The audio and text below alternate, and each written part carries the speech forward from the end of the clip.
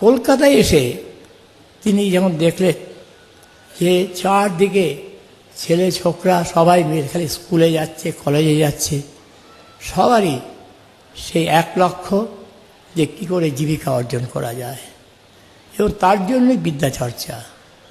তিনি এটি পছন্দ করেননি, তাই বলেছিলেন যে চালকলা বাঁধা বিদ্যা আমি শিখতে চাই না। যাকে একটু আগে আলোচনা করছিলেন ভজনানন্দজি, যে পড়াবিদ্যা অপরাবিদ্যা, এই যে সমস্ত আমরা সবাই পড়াশোনা করি এসব কিছু অপরাবিদ্যার অন্তর্গত।